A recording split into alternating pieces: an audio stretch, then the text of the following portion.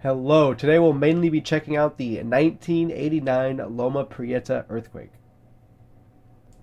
Starting over in Northern California, there was a magnitude 2.2 near Weaverville, California. This was today at 10 a.m. local time. This is notable because in the past 30 days, this is not near any other activity. Coming over to Google Earth, this was in the North Coastal Mountain Range. Let's see some of the topography around this earthquake.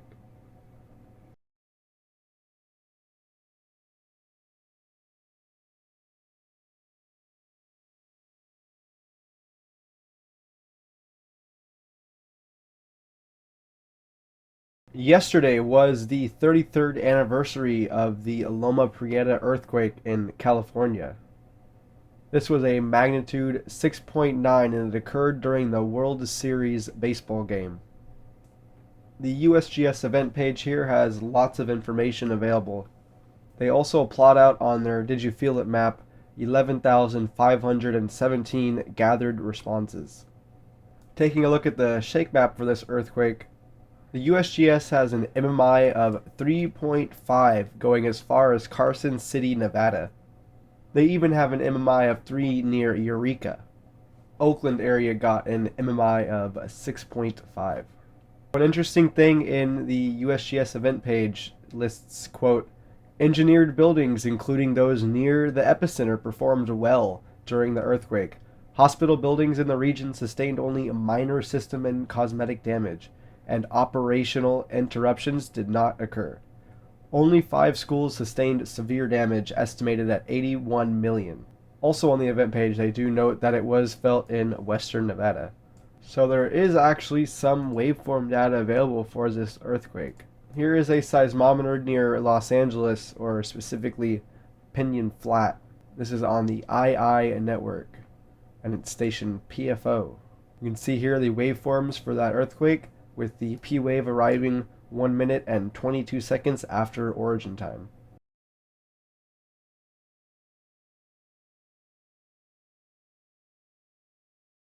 Here is another station in Columbia, California at Columbia College. This is station CMB on the BK network, or the Berkeley network. This station felt the P wave 26 seconds after origin time, and we can see its waveforms.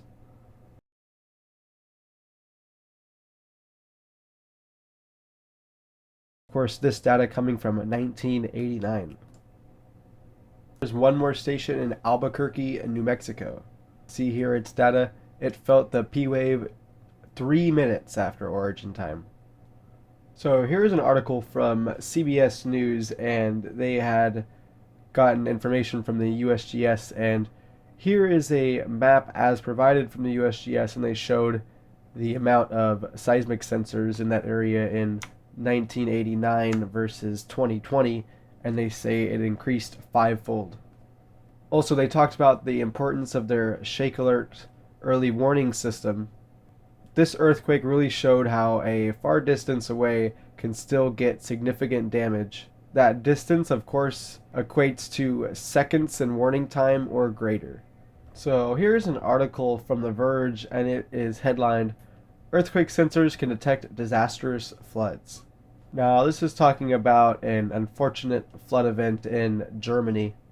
Researchers were analyzing seismic data, and they found that the seismic sensors in the area which survived the event were recording the data and sending it out live, and if that could have been analyzed during the event, it could have been life-saving.